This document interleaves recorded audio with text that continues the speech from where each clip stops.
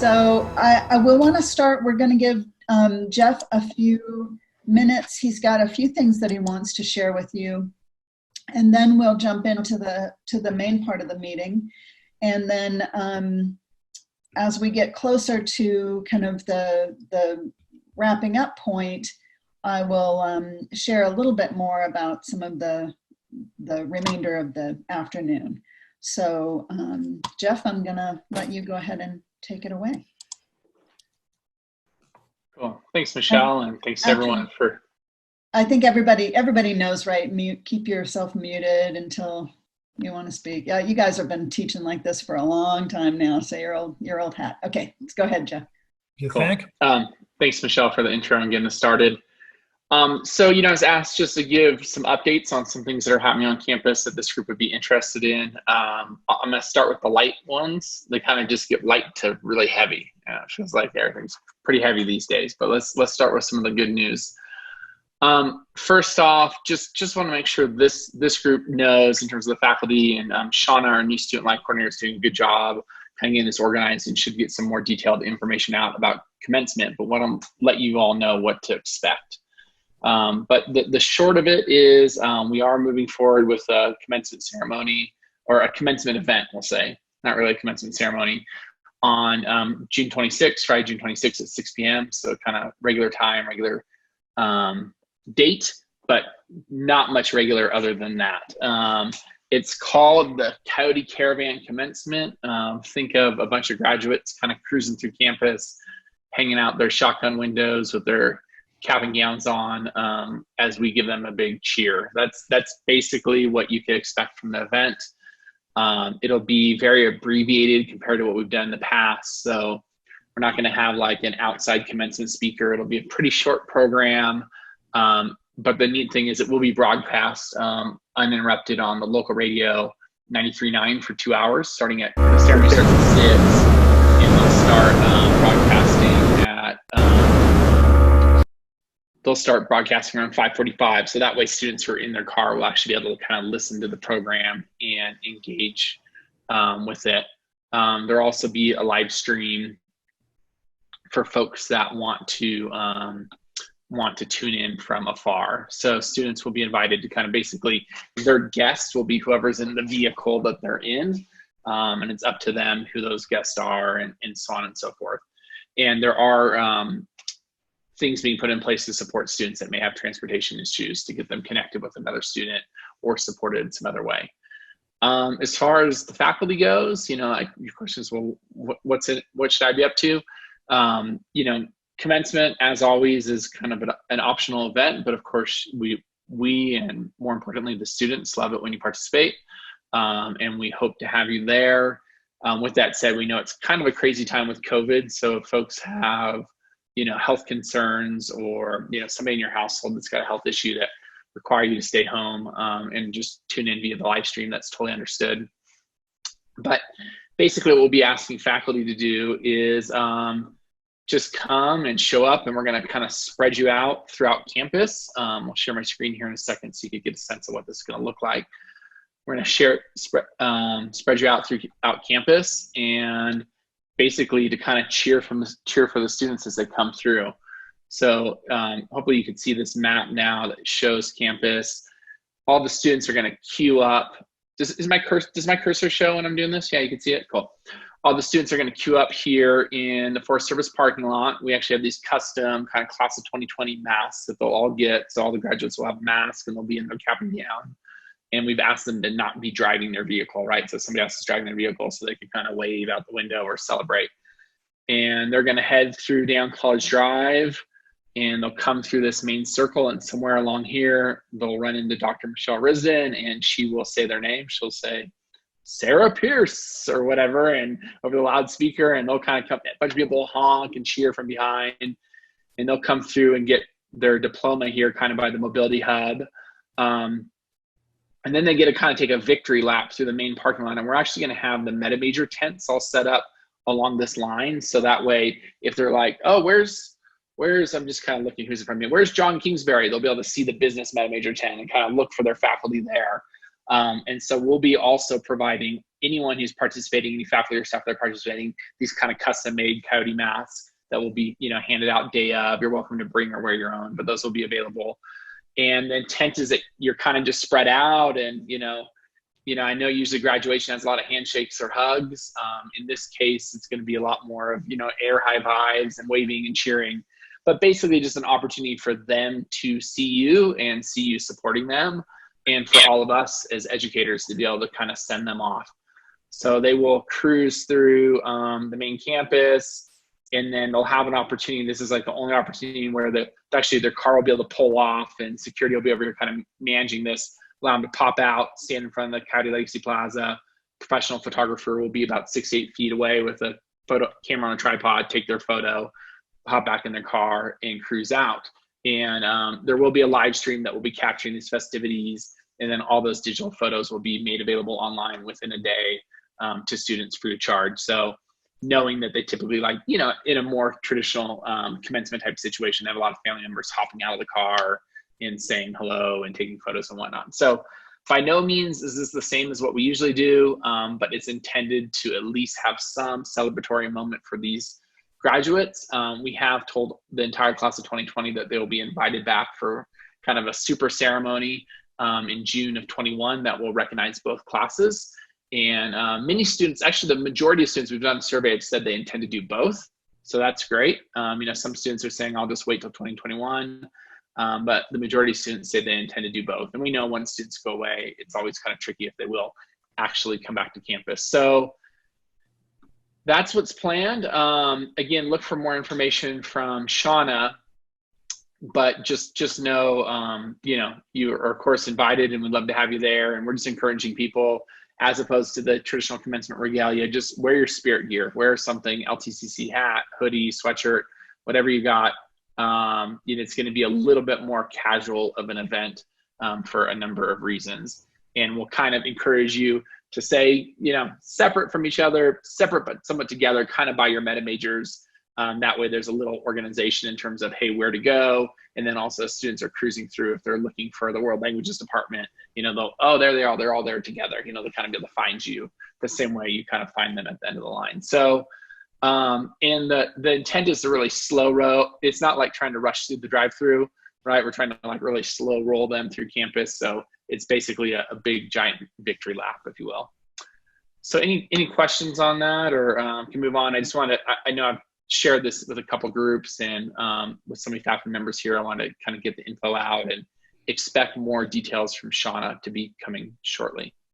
Michelle. Hey, Jeff, if I can just add, I think it's been hard for a lot of us to get our minds around the fact that this is really not meant to replace the formal commencement that we typically offer. It's really meant as a celebration of students and to give them an opportunity to just be recognized. So I know it's hard to make that shift, but we're hoping it'll be very, very positive and very enthusiastic. So. Yeah, thanks, Michelle. I mean, it's definitely not going to replicate the experience of going across that stage and the hugs and the high fives and being there close proximity with all your friends and family, but it's meant to celebrate them in this moment. And on the whole, actually, the response has been pretty strong from students. So that's good. I think we've been encouraged by the early responses of students that have RSVP'd for grad packs. Okay, I'll keep moving if there's any questions, please just jump in and say something. So the other thing, just kind of going back to just general COVID update, what's happening on campus. I think everyone's pretty well aware of what's happening for summer and fall with the schedule. You've all been part of that. I want to let you know that we have made some progress in the last couple of weeks about getting some of our face-to-face operations going again, which is a good sign. Those are kind of the early steps that will be required before we can get the library operational or before we can get face-to-face classes operational. And so most notably, our Child Development Center is open and operational with a number of protocols for hand washing and sanitation and temperature checking and participant questionnaires that any participant needs to take ahead of time related to symptoms and travel and things of the such. But our EMT and fire science classes have actually been able to get operational these past couple weeks.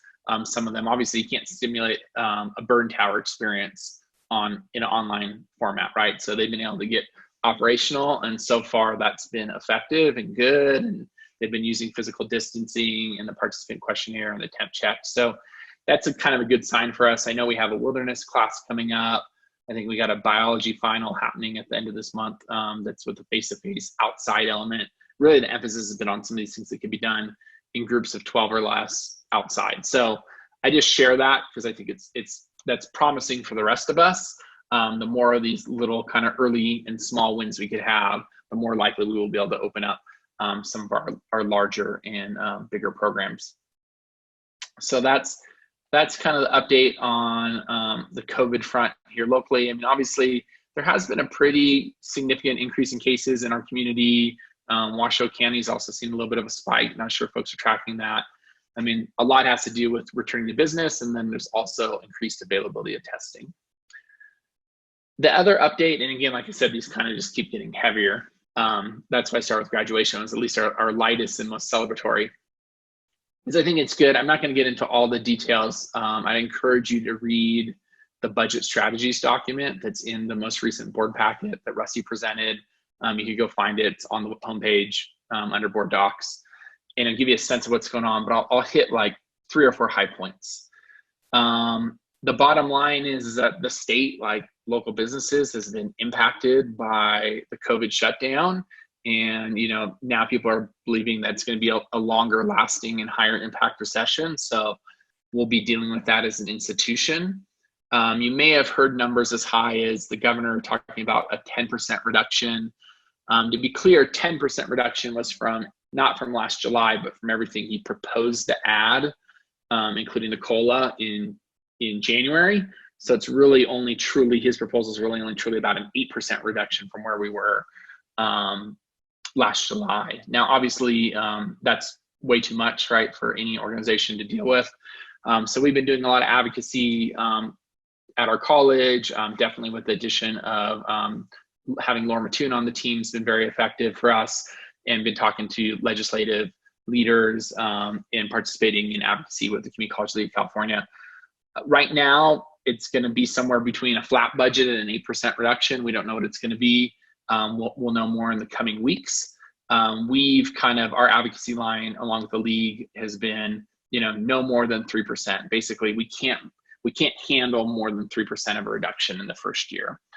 So what does this mean for all of you? Is I think it's just good to have some awareness of this, because it is going to slow us down in terms of new initiatives and new spending, new hires. All those things are going to be slowed down compared to really the robust amount of resources and kind of forward movement we've been able to have in the last couple of years.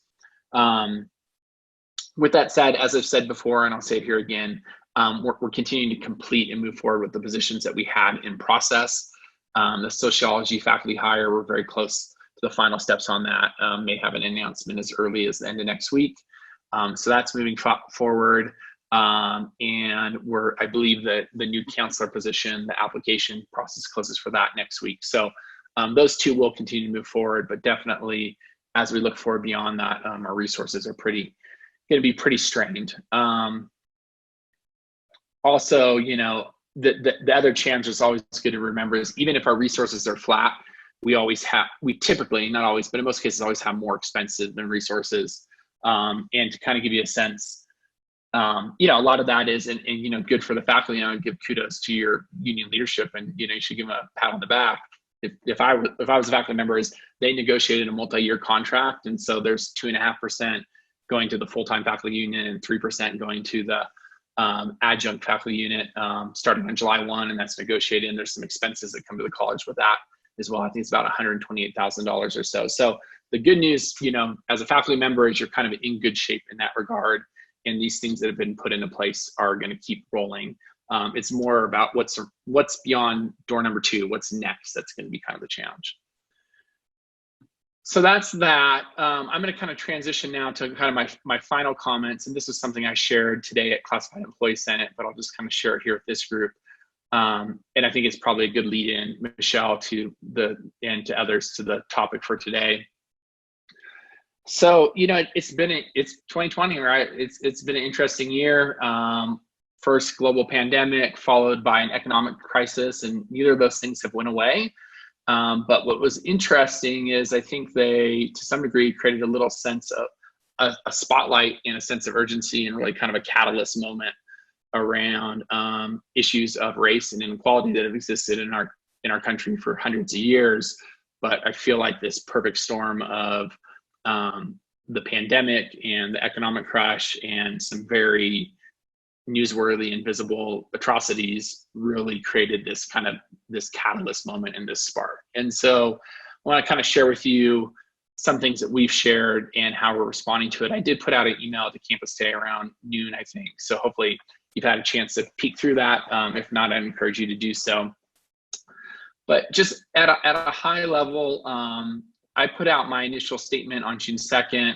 I know many of you have read that because we've talked about it. I hope if you haven't read that you'll take a minute, or 4 minutes is all it takes to give that a read, and just kind of at least see where my head was at.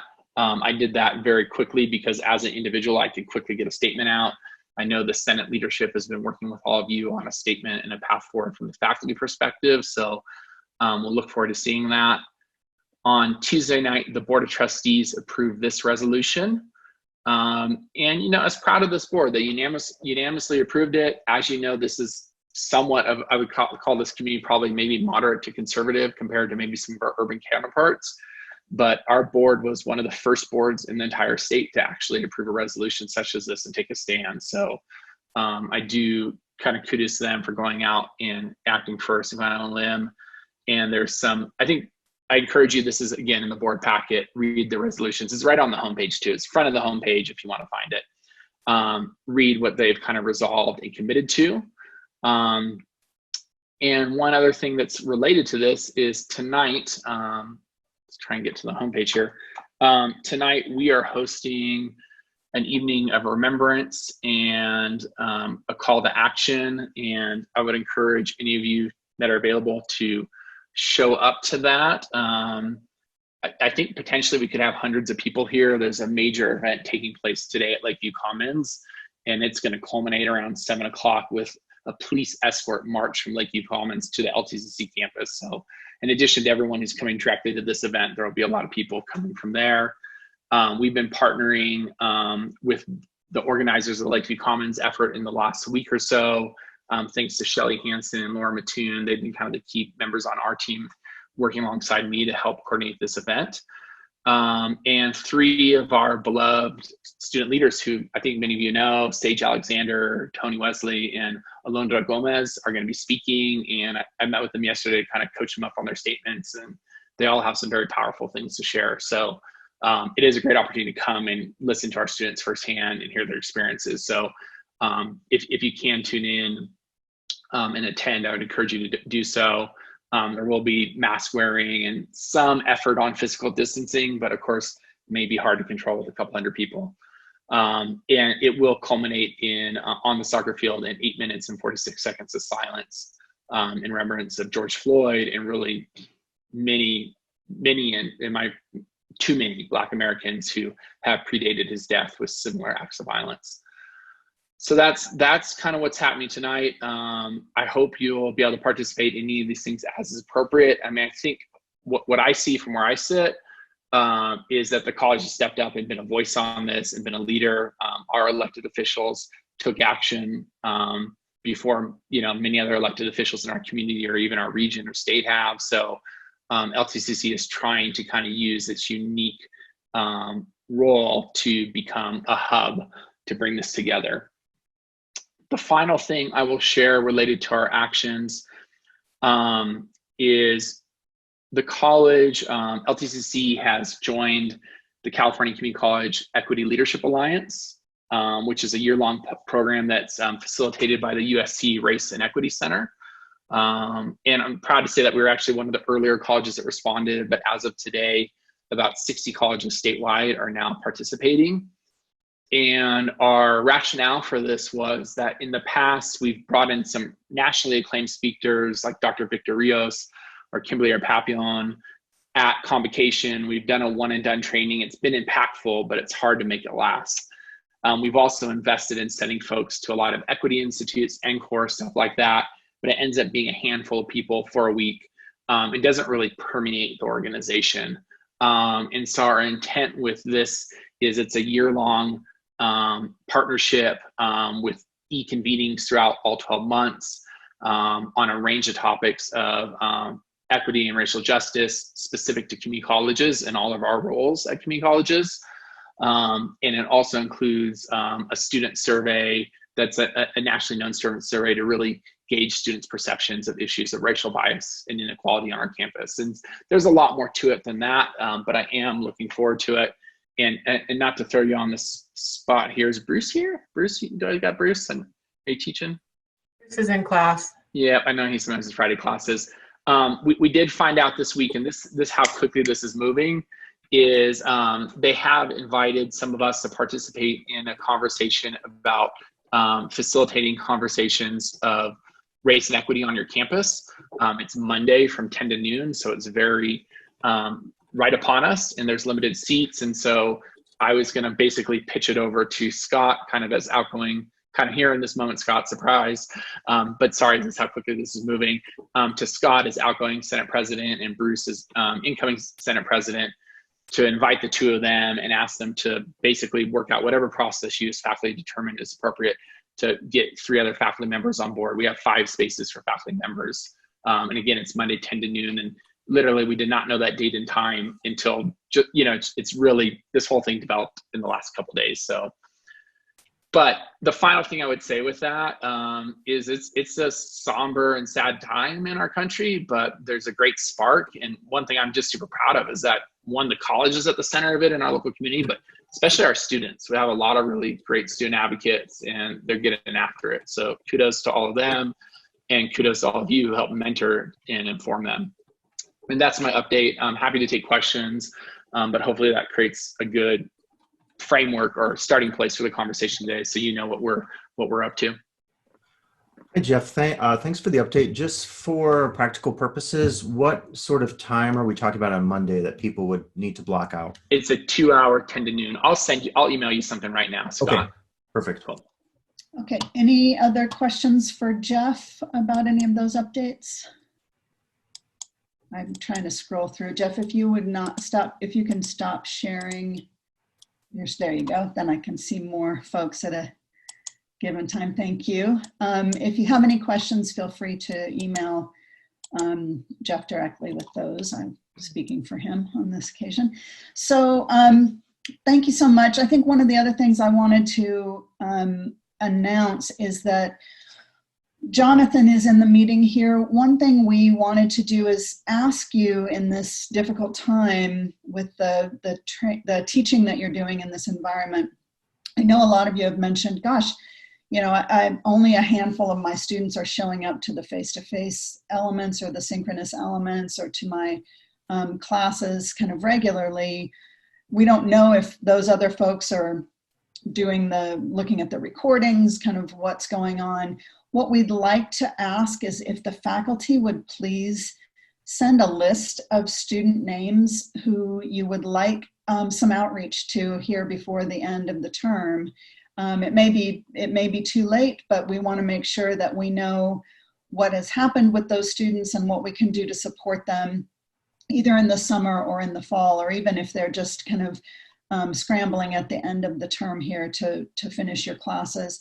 And we will, if you will send a list of your students who you'd like outreach to directly to Jonathan King, and he will compile those, and we'll have some outreach phone calls to students and see if we can at least just check in with them and see what happened at this time in the term.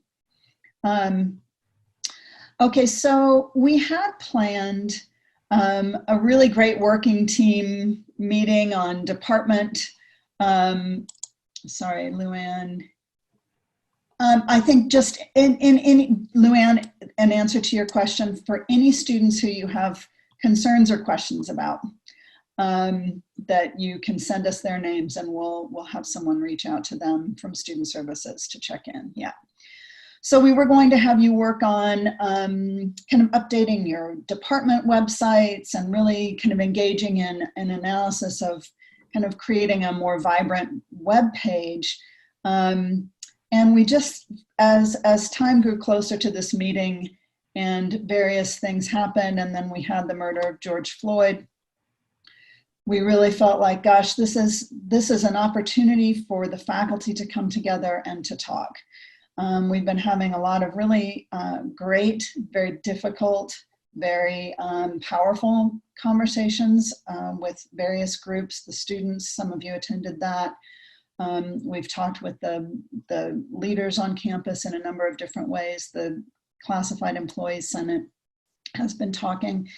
And we thought it was an opportunity to really bring the faculty together.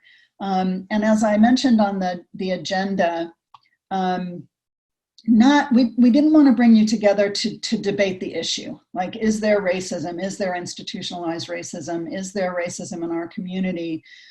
We wanted to start with the assumption that we can do better. We can do better as an institution. We can do better as a community. We can do better for our students.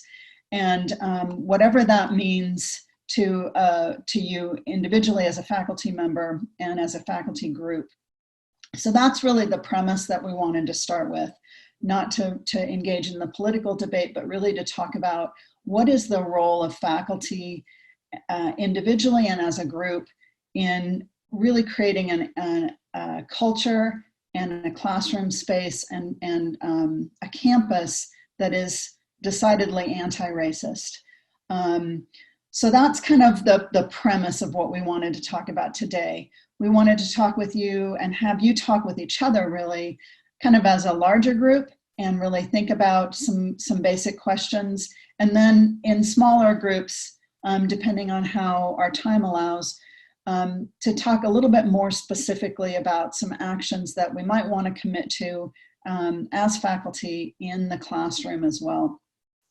So Lori did a link to a document in the chat.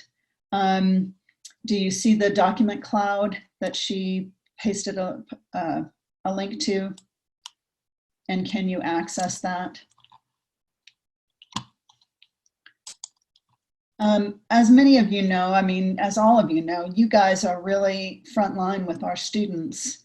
And it's so important for, I think, for us to be on the same page, for us to be working together to create a culture that is inclusive, that is equitable, and that more specifically in today's day and age, really in every day and age, is anti-racist.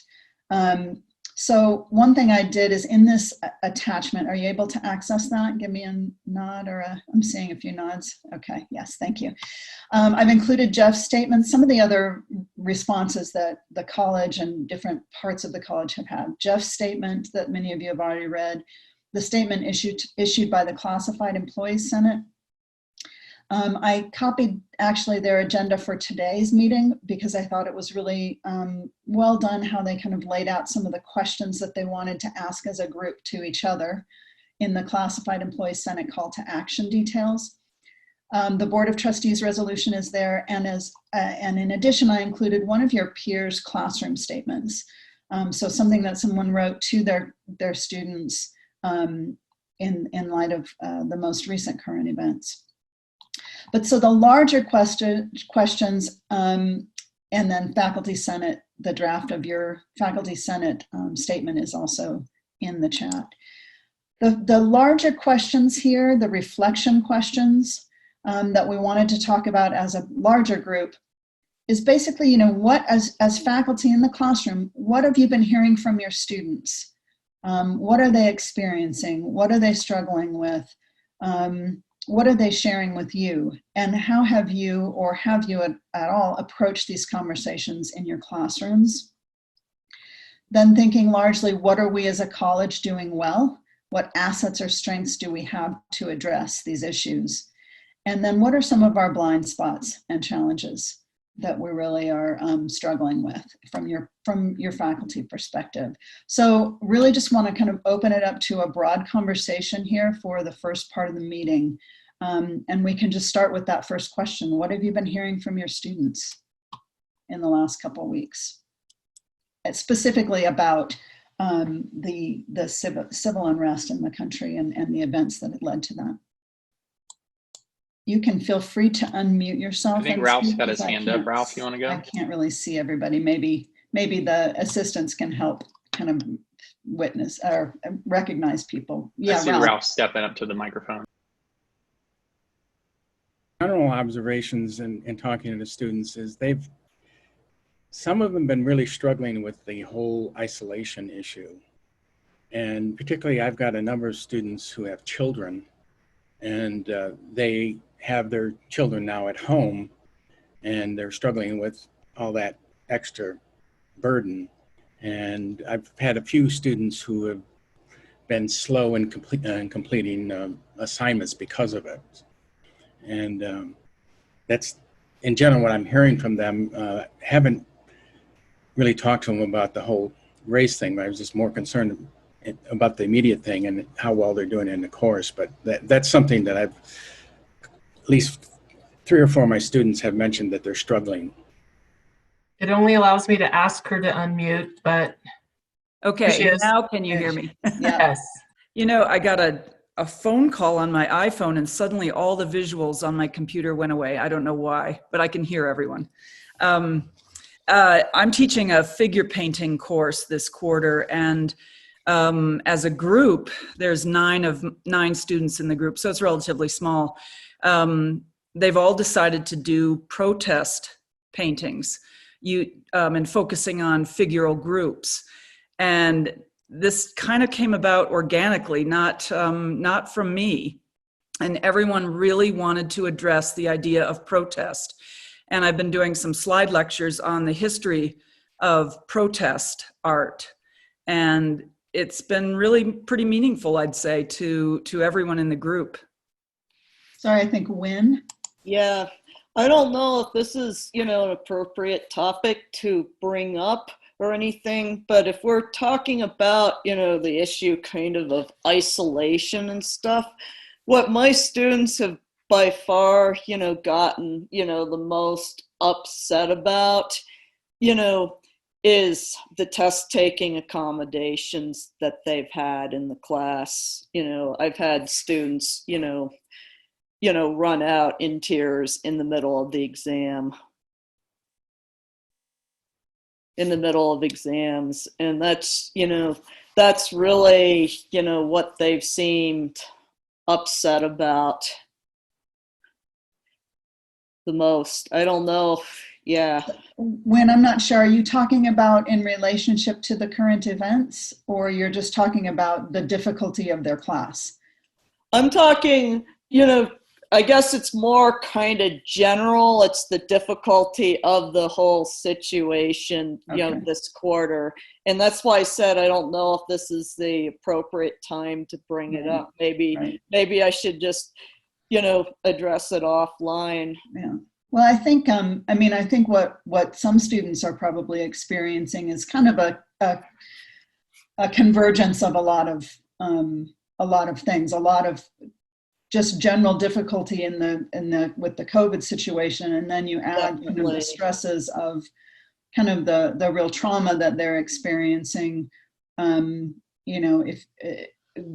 Depending on their reactions and their experiences in relationship to the current events as well. So it could be more than just statistics or something like that. It's in the technology situation and more kind of an intersection of a lot of different issues. Yeah, with so many things going on, it's impossible to tease them all apart. Was Kathy next? You guys can just jump in if it's okay too. I don't know. I have something to say about my class, but I'm curious, what test accommodations are you using? Basically, I don't know how. There's no, DRC place where students take tests in the library because everything's shut down for COVID. So what I'm just having to do is just leave them online with double the time. And they just, come back to me in tears or run out in the middle of the exam. People are stressed out. I don't know if it's, yeah, I don't want to, say it's due to one thing or another, because, that's trying to predict the world. But that's just, something that's just been, what's I've observed have made my students the most upset. So I was going to just share about how I managed to bring up the topic in my class. I just read Jeff's letter, and then as an opening to provide an opportunity for the students to share. And they did share a lot, and a lot of them are participating in some of the rallies that are happening here in Tahoe. And I had a lot of feedback from my students that they really appreciated that we took some time to talk about it, and that they could share even emails after class of people saying thank you for providing the opportunity to talk about it. So I think the students really do appreciate if we take some time in class to give them a chance to sort of vent or talk about it or whatever. It's been pretty successful. And they are very upset about what's been happening, and they're upset about the looting and the riots, and they have a lot on their mind. So I think it's great to give them a chance and to feel supported by us, that they can talk about it. Others have anything that they've heard from their students, any concerns or challenges or the ways in which our students are struggling? I want to reply to Steve's comment. I think the rioters aren't necessarily Black. That's happening right now in the country. I think he was he was defining the fact that that's what we call it when we call it when people of color, right, are protesting. Interesting. I don't want to speak for you, Steve. Sorry, am I reading your comment correctly? Yeah, Ralph, did you want to speak again? Just one more thing regarding the class. I'm a geneticist, and when I talk about genetics, I may always make the case that when you look at race, that there's more genetic variation within a race than there is between races. And truthfully, there is no genetic basis for races, truthfully. It's all about phenotype, how people look, and it's all about personal feelings about how people look. And that's really what it's about. And because genetically, it doesn't make any sense. So maybe that's a good segue into talking about how are you raising these issues? Kathy mentioned that she took some time with her students. I have heard from other faculty that they have had maybe part-timers who have said, my students are really struggling. They're really struggling with this situation and trying to manage their own experiences, and it's hard to know how to speak about it. Have you been talking about these issues in your classes? Even obviously Kathy is a physicist. She's not a social scientist, right? So I'd be interested to know that as well. Yeah, Solange? I would like to hear from Mr. Richardson about his word riot. I would like you to clarify that for me, because right now I'm pretty upset about that. So I'd like to hear your words, if we could, please. Terming a demonstration as a riot is a classic way of using force to put down demonstrations by people of color. That's my point. That doesn't make any sense at all. Rioting has nothing to do with people of color. No, I think you're misunderstanding. I think that's what Steve is saying. I think Steve is saying that we use the term riot as a culture when people of color are protesting. We term it a riot so that it can be seen as something that we put down, rather than really seeing it and valuing it as a genuine political protest. So he's making the point that it's not an appropriate use of the term riot. It's a way that the culture imposes its power onto suppressing protests by people of color. If I'm speaking, that's how I interpret what you're saying, Steve. Yeah, that's what I'm trying to say. The same behavior by a group of white people and by a group of people of color will be deemed a demonstration in the one case and a riot in the other. No, I completely disagree with you. I'm so sorry. I'm from Los Angeles, and none of that is true. That is absolutely not true. That is far from the truth. And most of the demonstrations have been a multitude of races and creed and religion, and there's been no single Black demonstration or white rioting or other way around. It doesn't exist. Rioting is the looting and the vandalism caused by protesting. What they do is these vandals take advantage of protesting on the streets, and the vandals will loot and damage and destroy businesses. It has nothing to do with race. It doesn't matter what color you are demonstrating. The looters and the vandals have nothing to do with the protesters. Color has nothing to do with this. I don't think that he's disagreeing with that interpretation per se. It's that the idea that it's a semantics, it's a way of using power. Yeah, I think Steve is agreeing with you. I don't think he's arguing that that people looting are Black people, or that they're not, that's the protesters. I think he's saying it's a political term. It's a way of controlling the dialogue. Anyway, let's move on from this so that we can get back to talking about students, because I think what we'd like to really do is talk a little bit before we move into some smaller groups about what you think our values, our assets and strengths are to help our students manage these situations, but also, what do we have as an advantage as a college to really create an anti-racist environment, and what are our assets and what are our strengths? I was going to answer the previous question, if that's okay. What are we doing with students? Yeah. So in the library, we have quite a lot of students that are tutors, and we do have a Canvas training shell, and we've been using that to discuss all sorts of current events. So just a few weeks ago, we were talking about online privacy and proctoring, and helping to inform the tutors, but also call out their own experiences.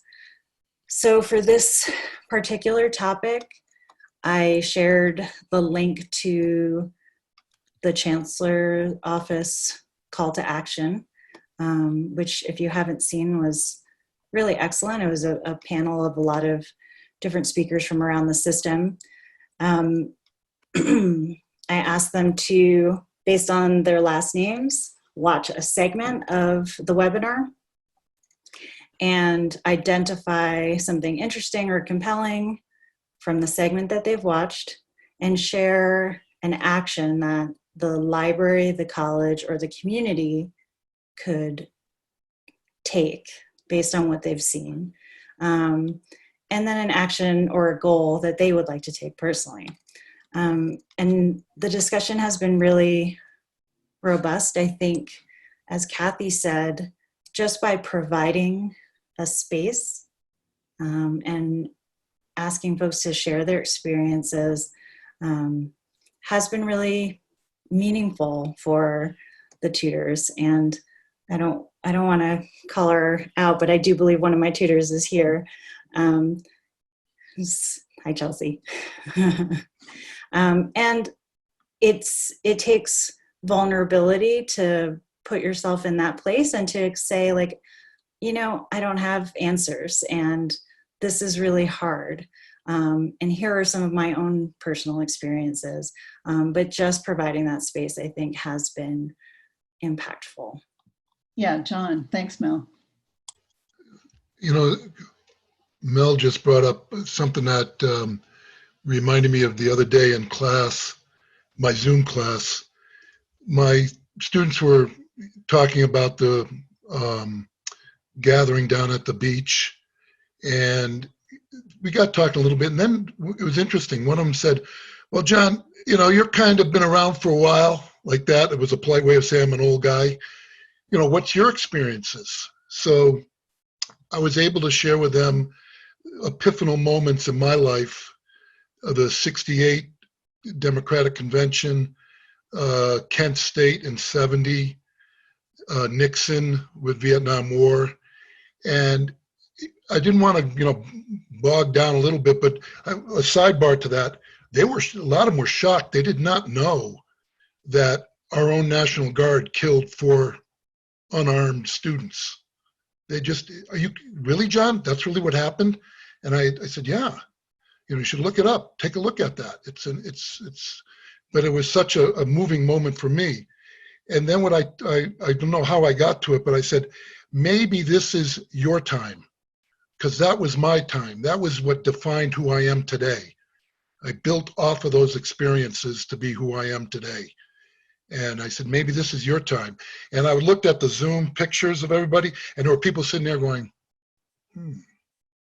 kind of like reflecting on that thought. So I felt it was a good time. It seemed to be powerful for them to hear that it's not.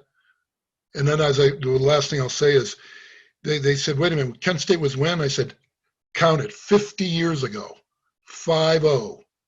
And we still got problems in this country. That kind of conversation. It went beyond, it transcended just race to the dynamics of power and marginalized kind of positions. John, were you in Chicago in '68? No, I was not. I was back in Massachusetts. Okay. Yeah, I went through that. Oh, so, imagine. And I think we're about the same age.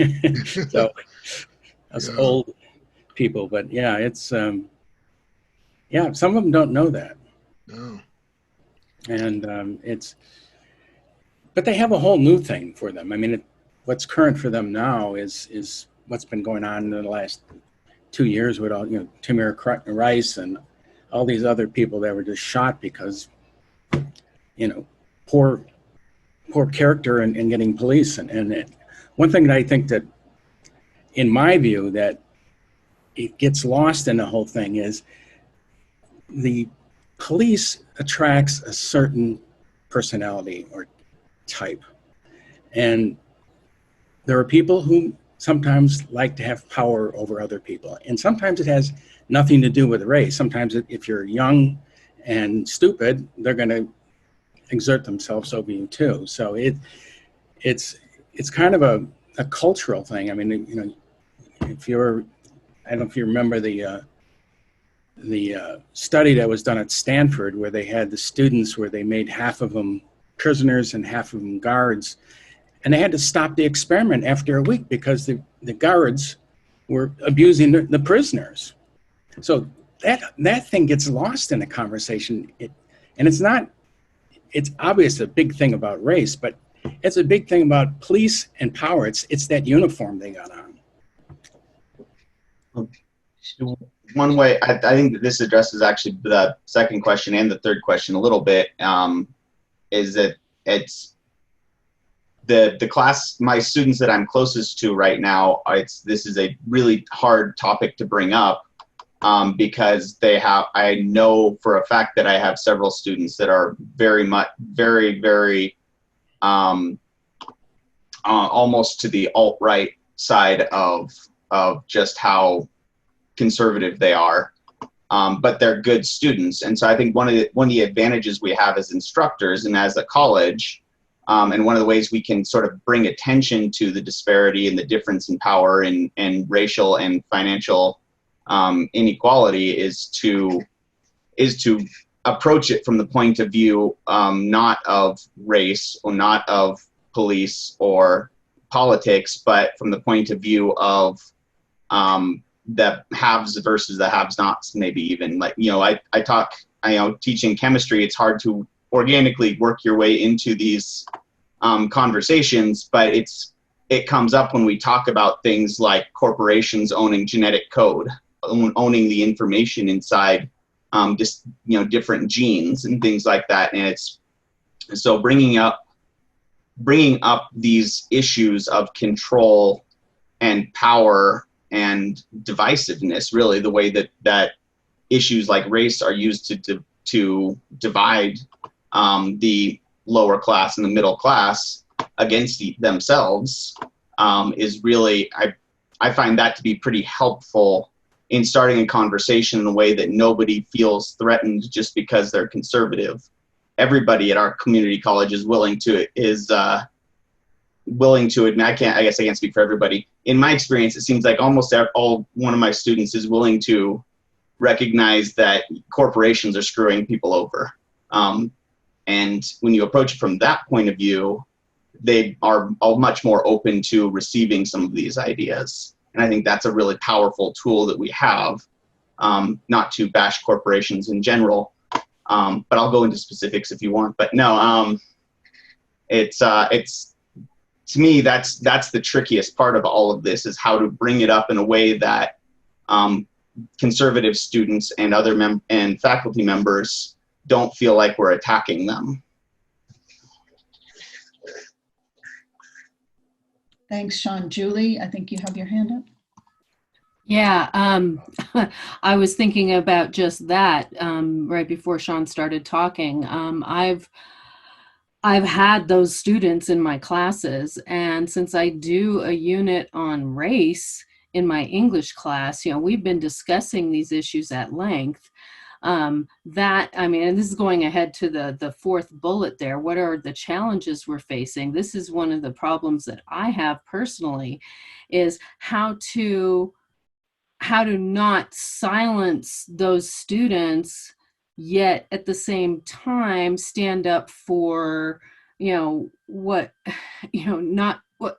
for example, one of these students last year, we were reading Ta-Nehisi Coates, and we were discussing the book, and then he just threw the book down on the table and he said, "I wish Black people would just get over it." And he loaded up his bag and stormed out of the classroom. I don't even know how to begin to deal with that. So.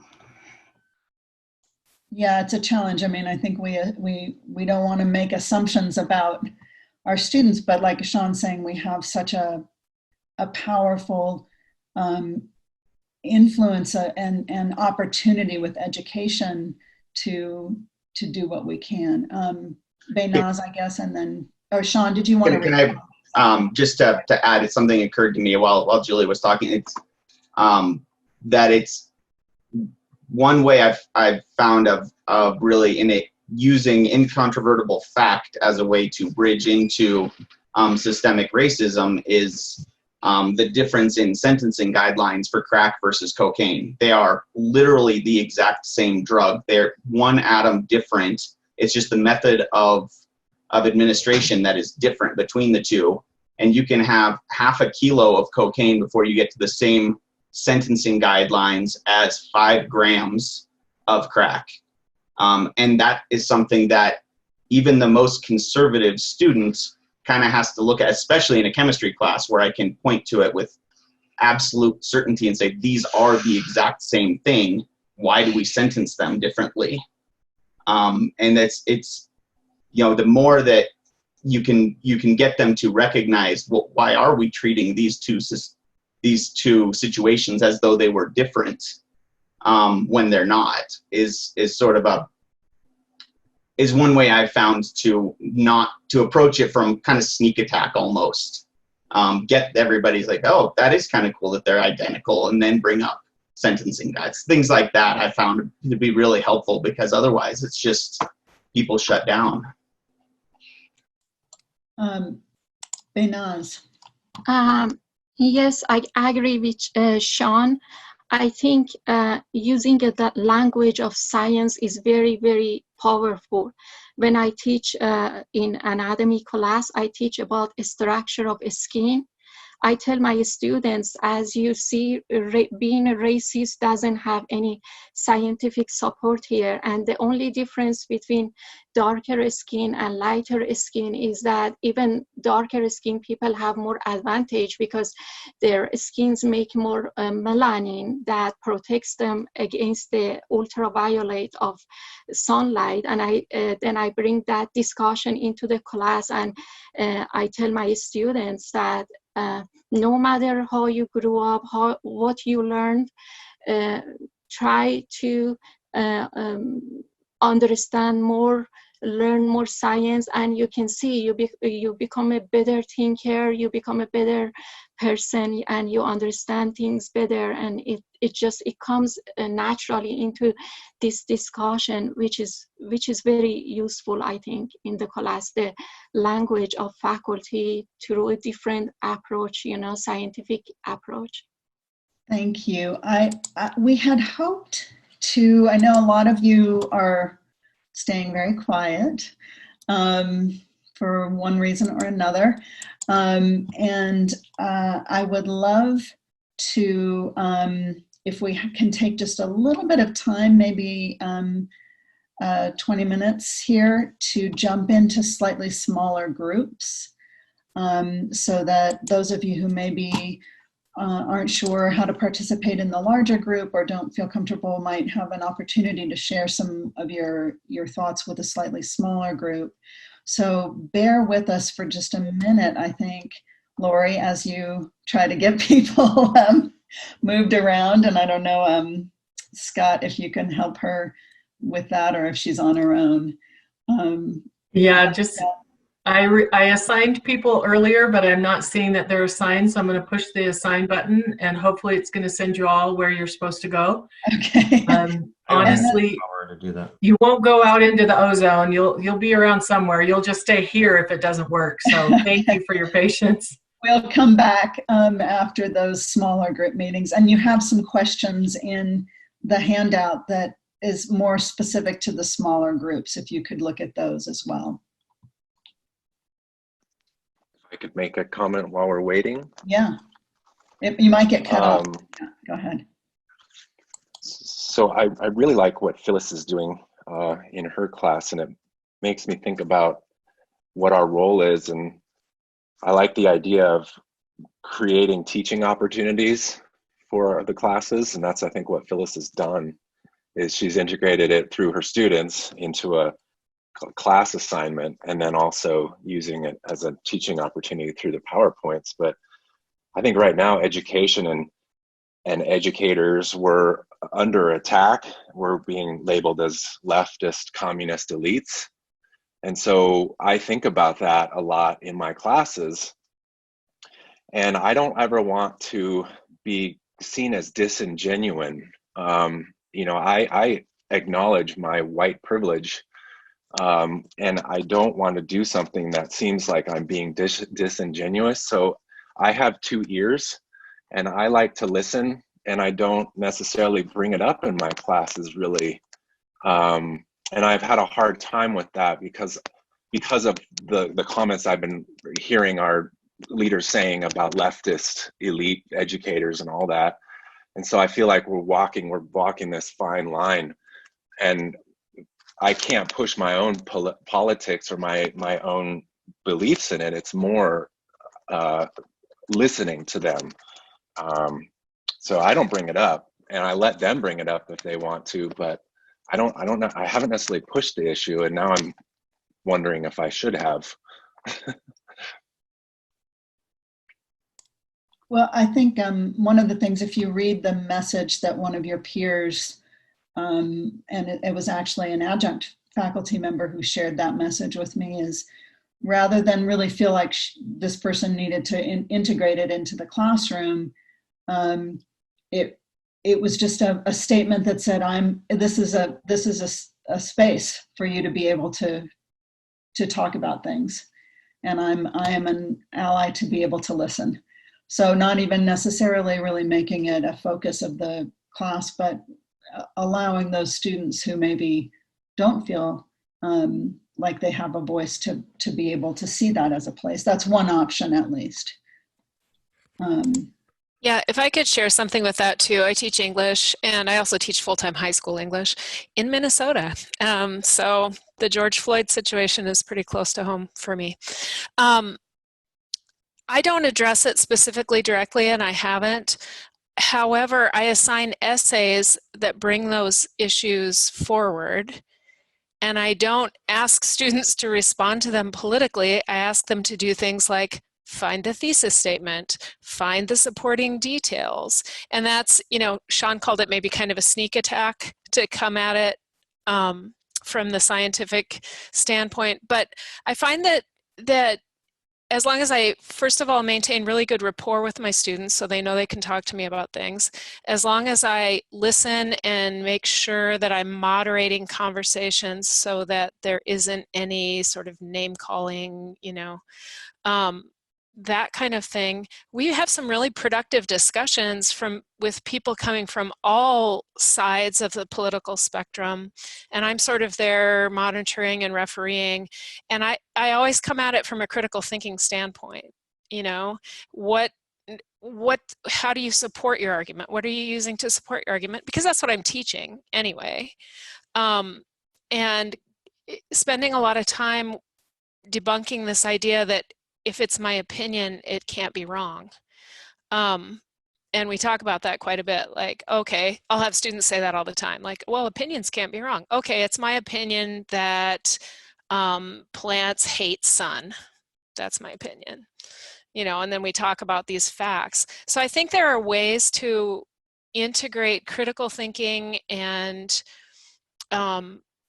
social issues. Like one of the essays that my students read is called Black Men in Public Spaces. And if they bring up political topics in their discussion, we talk about that. But if they don't, we don't. I mean, we talk about what's the thesis statement, what are the supporting details, those kinds of things, but I'm introducing them to those ideas, I guess. And that's how Brian, I feel the same way, like I should be confronting this directly, but I'm not sure that's always productive, but there are other ways to do it. I guess that's what I wanted to share. Thanks, Luann. I think as we move into the small groups, I mean, one of the things that I'd like to ask you to think about is a lot of what we're talking about is very kind of visual or very, what am I saying? Very obvious ways of talking about and dealing with racism and racially or charged difficult conversations. But I wonder if maybe there are things that we need to look at as an institution that are unconscious. What are we doing in our classrooms that is unconsciously supporting or not supporting or actively acting against racism? Like you're talking about things that you're assigning different, having different types of artwork, or or even as an institution, what are the policies that we have in place that really are creating barriers to certain groups of people, to certain students, but not to other students? And how can we kind of uncover that and really make some changes to the ways that we do things and examine our own processes as well? Okay. I'm almost there, sorry. Maxine, maybe Maxine, can you ask your question or your comment in the small group? So I think I'd like to say it in a large group, Michelle, if that's okay. Yeah, sure. Okay, go ahead. Quick. Yeah. I don't have this well thought out, and I'm a little uncertain about it and uncomfortable. As a white woman, I don't know what it's like to be of a different race, even though I've lived in another country. However, I equate some of this as if we were talking about rape, and that's something as a woman that I can relate to. And so when I look at, if I were in a classroom where there were discussions going on about people wanted to sort of pussyfoot around the conversation about whether we don't want to offend people by saying that rape is wrong, or we don't want to offend people by saying that it's wrong to treat women in a certain way, I would be offended. And when I look at my own graduate and postgraduate experience, the people who have most influenced my life during that time period were instructors and professors who took it upon themselves to talk about and their convictions and explain what it is they thought about. And so when I look at the issue of race in terms of how would I feel about it if it were being talked about as women, or how about if we were talking about violence against women, it puts it in a different perspective for me and makes me feel that I do need to speak out, and that while I do understand that we need to be understanding and open and engage people in conversation, because that's how change happens. And it's happened in my life. I've come from sometimes conservative place on things, and it's really changed me and has created me to be an activist and created in me to be in a different space. And so when I look at these issues in terms of how women, if the word woman was being used instead of Black or Latino, Hispanic, whatever you want to use, it would feel very differently to me. And I would feel a different responsibility about needing to speak up and to use my position to be able to speak up. And I'm not sure how we do that and still allow for that conversation. So I'm done. No, Maxine, I think you make a really good point. I was going to write it in the chat, but I think you're capturing something that I've been struggling with this whole conversation, which is that, and I think Jonathan states it too, that racism, it's not like racism is not okay to talk about with people who have conservative values. I mean, conservative values should not be equated with racism. That racism is wrong. Having some conservative values is a political stance. Yeah, racism is not a point of view. It's not a political, so I think you're capturing something. I'm not even saying it. It's been a very long week. I'm not even speaking very well, but I think you really bring up a good point that I think you've captured something that I've been struggling with a little bit this whole time. Sue, I think actually Sue, did you want to speak? Yeah, and I know we're trying to switch to small groups, but yeah, we may have to just abandon that. I don't know. Thank you. We had a great discussion, Scott led, in the faculty group the other day, trying to write the statement, the faculty response statement. I remember seeing Albert Ponce's talk a couple of years ago. Maybe it was last year, I don't even know, last year or the year before, when he came back and gave the talk over by the library. And I had never encountered the notion that racism is built into all of our institutions, including academia. In the past week or so, I've been looking up all kinds of things because of feeling strongly about this. And so really, to me, and this was something I think Albert said or implied, that we need to rebuild our institutions and exclude racism from them. So I think, like, when we were trying to increase the Hispanic population at LTCC in order to reflect our town's demographic, we took a lot of steps in order to make that happen, and it happened. And I think a determined group of people looking at our institution from the bottom up and excluding any ways that we use discrimination or prejudice or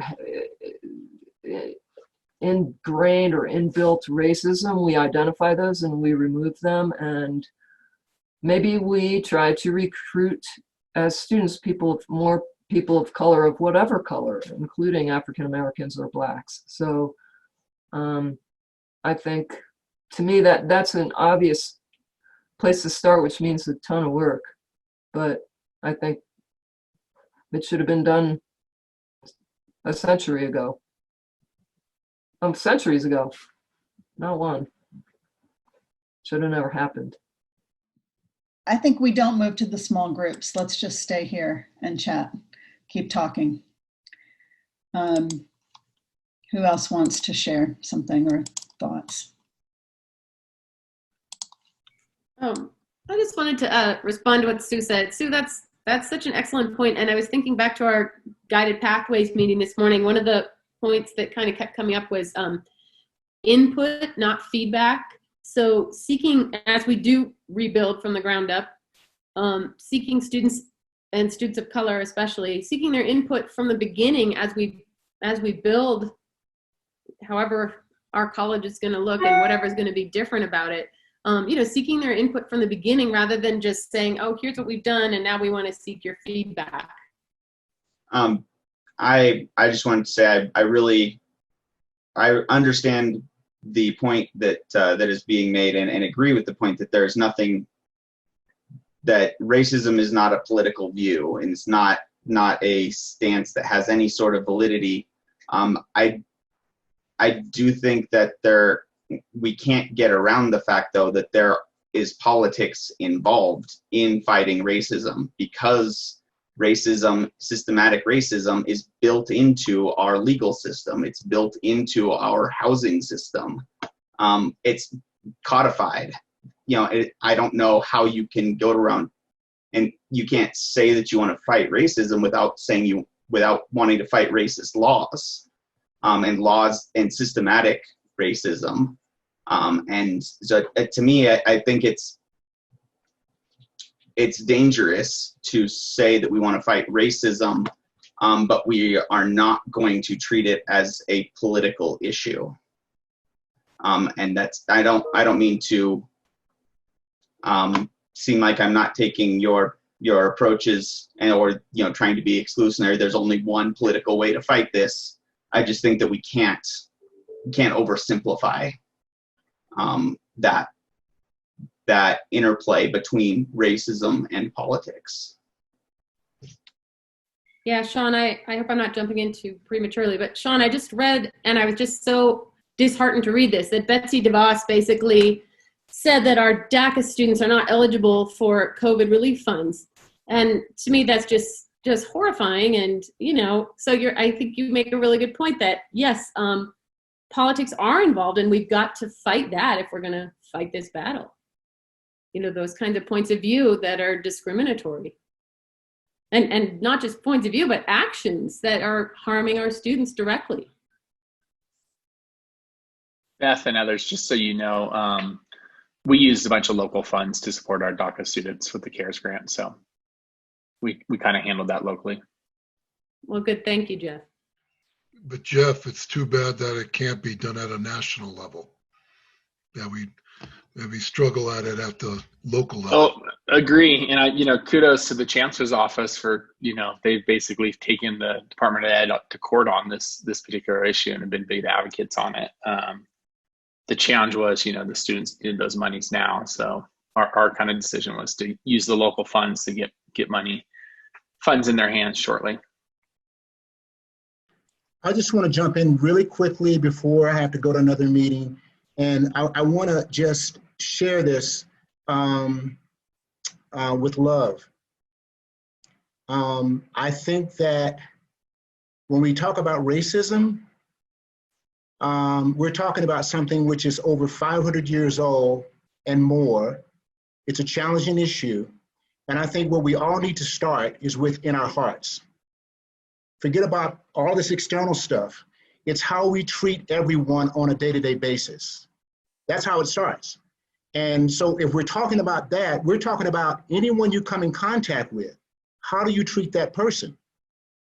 Do you have an inherent sense of superiority? Do you feel maybe indirectly that you're better than somebody else, whether that person be Black, Hispanic, or whatever else? I think that's where racism has to begin with each of us. Even myself, I have inherent biases myself towards certain groups out there. So I think if we're going to have a better world, it has to start within us. It has to start within our families. It has to start with how we even inculcate these ideas to our families. Guess what, everybody? Babies aren't born racist.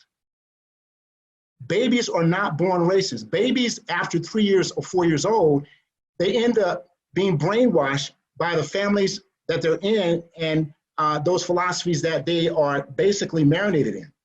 So my whole thing is we have to start anew today. Forget about the past. We can't change the past, but we can change tomorrow. And so in terms of how you run your classes and the students that you meet, just ask yourself, am I treating every student equally based on the color of their skin, the texture of their hair, and what family background they come from, whether they're incarcerated or not? How do you treat that student? Are they given the same rights and opportunities? That's where you start. Not about being a Democrat or Republican or anything else. It's how we treat the people that are before us, one by one, day by day. That is just my 2 cents. But I think that African Americans and other people of color are just tired now. And all we're asking for, we're not asking for tears, we're not asking for sympathy. All we're asking for is we want to be treated equally. Guess what, everybody? Even Michael Jordan is not treated equally. If you compare him with a white person, he's not. Even some of the greatest Black billionaires, even an Oprah, cannot be treated equally. She's not being treated equally. And so if you're not being treated equally, you don't have freedom. We can talk about being a free nation, but honestly, people, we're not a free nation. We're not a free nation until everyone is treated equally. And that's a hard thing. So this is not a sprint. This is a marathon race, and it begins with everyone. Not even I can get off the hook because I don't treat everybody equally. So I'm hoping I'm not offending anybody, but I just wanted to kind of share my little 2 cents. I'm not a faculty member. I love you guys. Respect you very highly. You have a very important role that you play at the college. And I think that we have to discuss this matter. It's no way to get around it. And I take my hat off to Kathleen, Ms. Cox, Professor Cox. Thank you for taking the time to sit down with your students and ask them what they thought about that situation, right? I think that's very important. It's very relevant to sit down and slow it down and ask students, what are you feeling as we go through this? Because this is a monumental situation that we're going through right now. This is not, this is not something which can be taken lightly. We have 2 major things happening, COVID and the racist thing that we're dealing with, and it's not to be taken lightly. So friends, I'm sorry, I have to go. Thank you for having this discussion. Thank you for inviting me to come in and listen and share my views. I think he makes a good point, and I think we all need to educate ourselves first and foremost because we do not fully understand our own privilege. So I think, just reading the books like White Fragility and How to Be Anti-Racist is a really good start for us to just educate ourselves. And I think there are things that can be done. I worked in a program when I was in Rochester, New York, that was trying to fight racism. I won't go into too much detail here, but I think there are things that can be done. This was a program where we matched people of different races together and took them through a program where really all they did was get to know each other really well. And it wasn't a grassroots, it was a top-down. So we were working with the mayor and presidents of colleges and deans, and then it trickled down into the community. And so their families got to know each other, and it was pretty effective. And then the funding was cut and we had to stop doing it. But I think there are things that we might be able to implement at this college that might help. So if you want to know more about that program, it was called Mosaic Partnerships.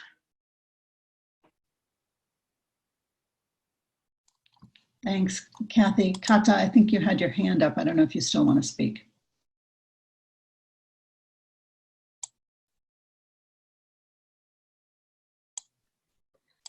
I'm gonna add a little bit about what Jonathan saying.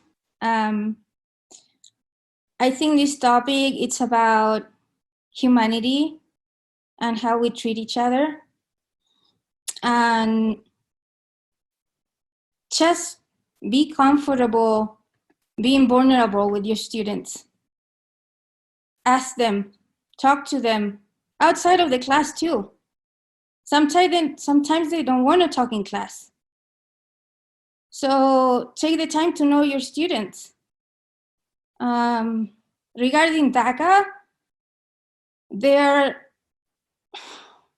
destroyed. They don't know. And yeah, just get comfortable being vulnerable. And it will make you will learn from that. And yeah, that's it. Thank you. Thank you, Kata. You know, I think one of the hardest things for faculty in a classroom is that question of authority and being willing to be vulnerable, to be willing to not know, to be willing to be a human being, to love your students, to let them know that you love them and that you care about them. It's really hard because, you know, we are taught as academics that, you know, everything is intellectualized and that we need to be the authority and we need to be the gatekeeper and we need to, you know, make sure that our students, you know, are living up to what we expect of them. But, you know, this is a different time right now. And I think, Kata, you make it a really great point that, and Jonathan, that this is about being human and being vulnerable and connecting with people and listening and sharing difficult stories and difficult conversations. And one thing we can do is step out from behind a podium, you know, step out from the front of the classroom and sit down with your students. Am I on now? Sorry, you guys. We had a meeting this morning with Guided Pathways, and I think something came out from one of our committee members about one of the strengths of our college is how much time we are able to spend face-to-face in intimate conversations with our students because of our size. And I think that's something that we've got going for us. And I feel like by the end of the academic year, I'm depleted because I've given so much energy, and I know all of my colleagues have, to coaxing and listening and asking questions one-on-one with all of my students and finding out where they're from and what their goals are. So I think that's a strength that we have that we could play on. Yeah, I just want to speak to something that Sean and Kathy had said. You know, when it comes to the disciplines that I teach, but also the ones that Scott Lucas has taught, a lot of the issues we talk about are very controversial. I think it does come down to what materials you choose for the class and then how you approach it. And one of the ways I like to do it is to take the focus off of me and put the focus on the author. In other words, what does the evidence tell us with what we're reading? For example, in American Government Politics, we read a chapter from the book The Color of Law by Richard Rothstein, which came out a couple of years ago. I heard an interview with him on NPR. And so we talk about the discrimination in housing and then how that's had an effect on what we see today in communities. And I think that, like, my history class 113 is designed to have all these different authors and we talk about them, but the focus is not on me, the focus is on the author. And I find that when you talk more about what the author is saying and the evidence the author provides, then people are inclined to be less defensive about the issue if they in fact disagree with something the author says. The other point I want to make is I've done a lot of civic engagement work over the years from where I used to teach in Houston. And there's something that we used to do there, and I would like to work with Student Senate to do this at the college. It's called deliberative dialogue. And the Kettering Foundation in Ohio has a whole bunch of these different issue guides, and we've done them on every issue from immigration to climate change. And the way it typically works is it's designed, regardless of the issue, that everyone who comes to the table has some kind of prior knowledge or experience, and everybody should be validated. And you can have a thoughtful conversation where no one feels under attack, and you can celebrate this like sense of viewpoint diversity when people disagree on matters of like climate change or something, or the federal debt. And we talk about it, and the whole goal of the deliberative dialogue is to find where people actually have common ground. And so when you find the common ground amongst people who have different views, that's the point to which you can actually move forward. And so I bring this up because what Kathy was talking about with the program that she mentioned, deliberative dialogues are very successful. I've done them as campus events, and I've also done them in the classroom as a part of a lesson. And so I'd like to do something with Student Senate in the future with this. It works. And I guess the ultimate goal is diffusing the sensitive issues while having a thoughtful conversation where people don't yell at each other and people are validated for their different points of view. So just wanted to share that. This is just a start, right?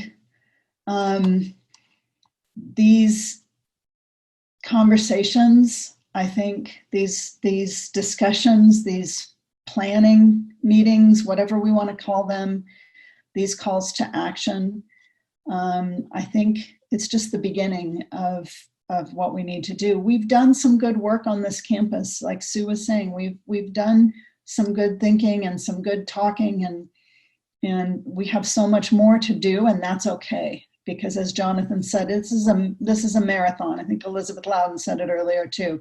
It's not a sprint. We're not going to find one thing that's going to change everything and make everything different. And we have to come at racism from so many different angles, whether it's in the classroom, whether it's in your own heart, whether it's in your family, whether it's in policy and politics or institutionally. It's not, we can't come at this from one place. And I think your willingness to have the conversation, to be present, to listen, to speak when you don't know if you're going to say something correct. I mean, if other people were in this room, this chat room here, this Zoom, with all of you professors, with your degrees and your PhDs and your years of teaching, you're a very intimidating group. But I know also that, as a group, you're very open and you're willing to listen and you're willing to talk to each other as well. And I think that's so important. And I'm so sorry. I'm just really proud to be a part of this institution and to get a chance to work with this faculty, because I think this is a great group, and I think we have a lot of really hard work to do. Sorry, I've been really good all week. I think in every meeting I haven't had any of these moments, but I'm also an ugly crier. I don't cry pretty. So I just am really grateful for you, because I know that I know that you're not going to shy away from this work. And I think your hearts are in the right place. And I think you will work hard to make this a better place for our students. So I appreciate that. Okay. I'd like to just take a minute of maybe a break where we can stop talking about this, maybe chat with each other about some other things. Sorry, I see Lori. I made Lori cry. We can talk about some other things, but I do think that I want to bring you back together in just a few minutes of kind of decompressing, because we want to celebrate you too. We have some really, really important celebrations and some really important acknowledgements. And so let's take a minute. Let's take our breath, catch our breath, and you can unmute yourselves and chat amongst yourselves for a few minutes, and then we'll come back as a group to do some recognitions and some celebrations. Thank you. Wait, back the bus up. You're a doctor now? You're gonna wear this stupid little hat at graduation? Wear the hat. You too, Hey, Dr. Valentine. Dr. Valentine, we're supposed to wear down. hats You're stealing together. the thunder. Okay, well, here's right back at you. Let me go ahead and share my screen because Oh, there you go. Yay. How come Scott goes first? What's up with that? Because he's a white male. Male, yeah. Oh. Yeah, there you go. The I'm white sorry, I male. saw it. Oh, wait. He finished first. Yeah. So I'm not sure. What are you seeing? Are you just seeing Scott here? No, you switch your See screens. your whole, No, we see your I'm whole seeing your slide. presenter view, Share Michelle. the, Michelle, switch your screen. It's up on Click the the top. stop displays. Yep. I know. I'm trying to. It's just a weird situation. There Can you see that then? Yep, there you go. I don't know how to do the presentation without. So let's go ahead and celebrate our faculty accomplishments. And I want to start by celebrating Dr. Scott Valentine, who, yay. Woo! Yay, Scott. Completed his doctorate of education with a specialization in adult education at Capella University. Congratulations, Scott. Do you have any words you'd like to say? Thanks, Sarah Pierce, for conning me into a really horrible / good investment in my future. Very good, very good. You're welcome. I saw the suffering you endured. Well, congratulations, Scott. We're really very, very proud. You should be very proud as well. Thanks. Dr. Sarah Pierce. Yay! Yay! Bravo! Bravo, bravo. Dr. Pierce, Doctorate of Education in Community College Leadership from Walden University. Congratulations. Any words you want to say? No, I would just say the same as worst best decision I probably have made in a long time. But I will say that I rediscovered the love of learning through this process, and I hope to be able to share the results of my dissertation, which is being nominated as a distinguished dissertation through Walden, with the board and the faculty at Senate at some point next year, hopefully face to face. I was really, really humbled by the students that participated in my study, and I hope to be able to share with you some of those themes.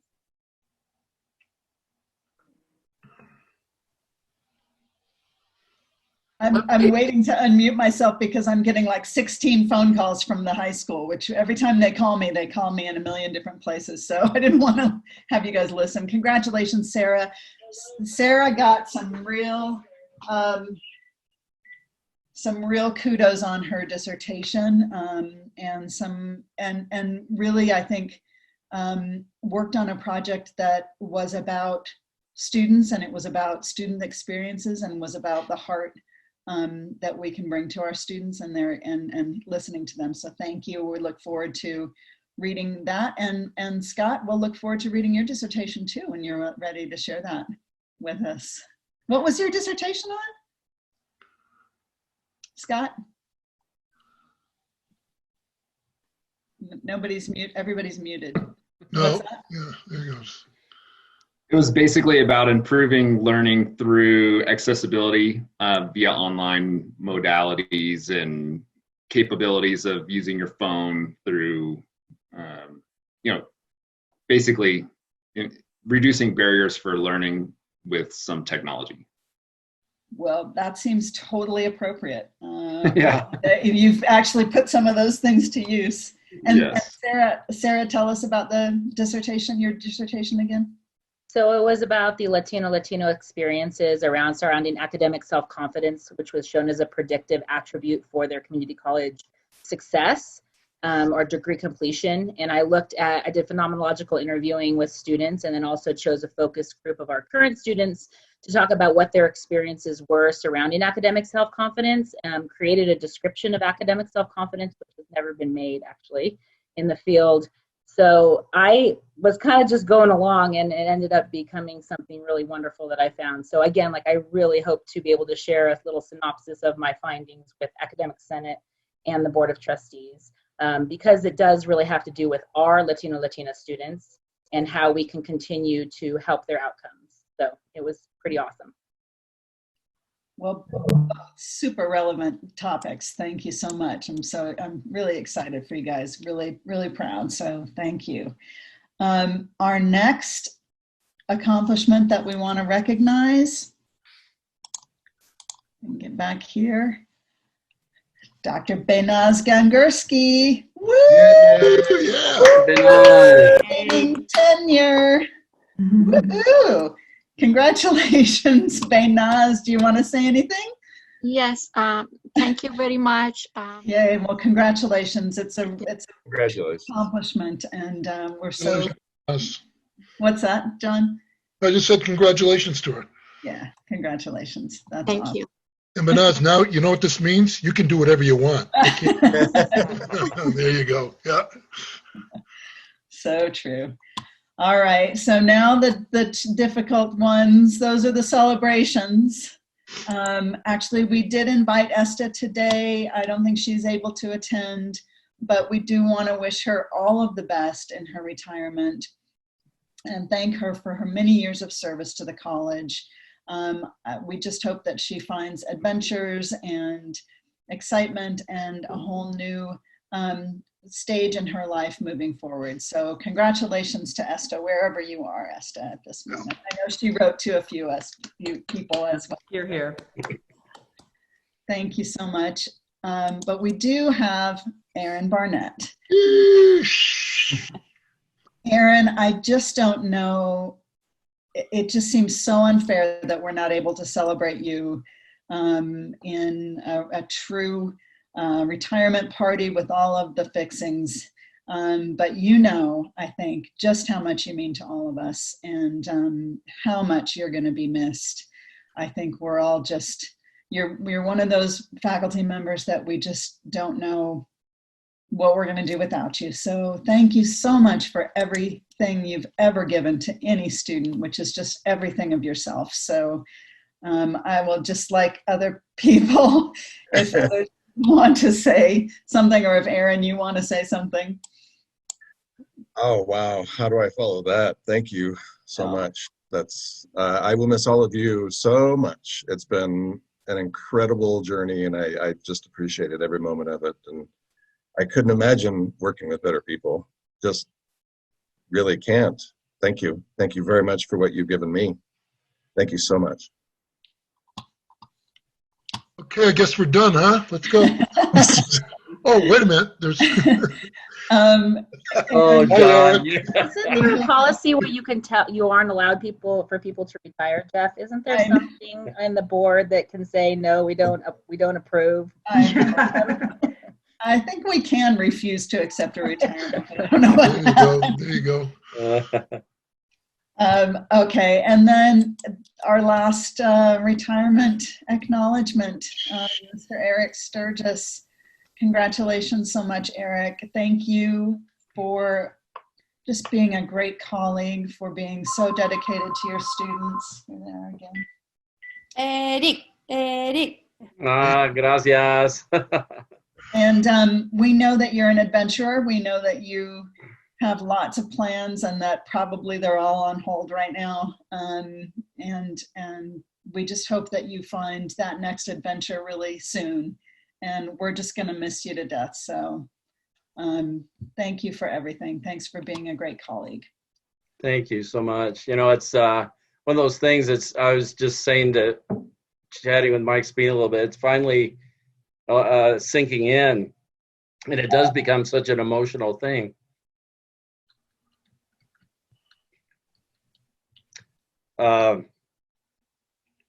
This has been a dream of mine since I was at Pasadena City College, sitting in a community college classroom in 1974-5.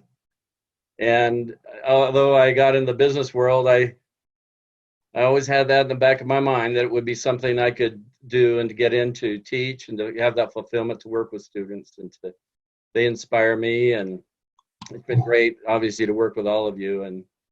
And so I really appreciate that. Thank you so much. I can't believe I survived 16 years with John.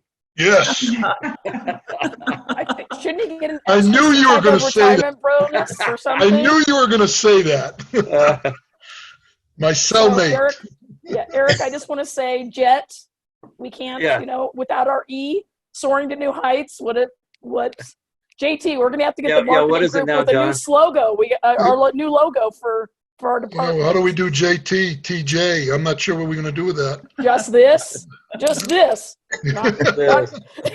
Just this. Yeah, there you go. JT, just this. Hey, and thank you, Trevor, too. All of us that we got together and made it happen, I believe. Yeah. It was funny. I got to tell you guys, when we were doing, the three of us were doing emails on stuff, we would do, if I was sending an email, I would do ET and then sign it J, and then everybody would take turns. Well, this last year, I started doing TRO with T, and they never asked me what I was doing, and that's Eric. He's the retiring one. So he became TRO. Well, I wanted to tell you, I didn't want to seem like I didn't know what it meant, so I just kept going. And then I Googled it. That's right, you did. What did you find? Oh, gosh. Was there anything in Google? I can't remember. I can't remember. Well, I want to give you, we said we would just have the meeting kind of continue on as long as people wanted to talk, but I wanted to give people an opportunity to others like John and Trevor to say anything that you want to say to Aaron or Eric. I really wish we could all be together to send you off with lots of hugs and lots of well wishes, but know that we're with you in heart. Yeah. Absolutely. Yes. Yes, definitely. So if anybody has some really, really incriminating stories, we'll recording the. Well, I got to go right now. I got another meeting.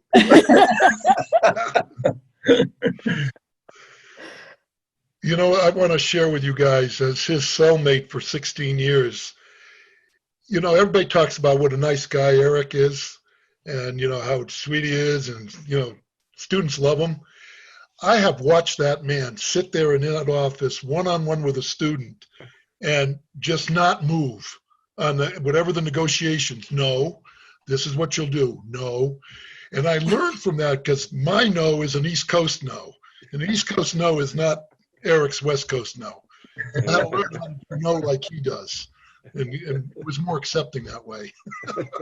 But he's tough. He was mean on students, man. And then I get the reputation. So. Thanks for the memories, you guys. Yeah. Thanks, Pat. Hey, PLH. Yeah. Good to see you. Yeah. I wanted to say a few words to both Aaron and Eric. Aaron, I always wish that you were my son's counselor at the high school, and his alphabet never fit for you to be that person. But you've just been amazing for our students, and you'll truly be missed.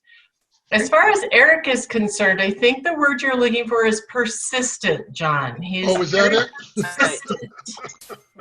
All the phone calls that we got all those years and years ago, I think I took all of them, I don't know, but Eric just called every week to see if there was a job for him, and finally there was. So our students are lucky that you were finally given that job, and you will be missed as well. He got the job. I'm lucky.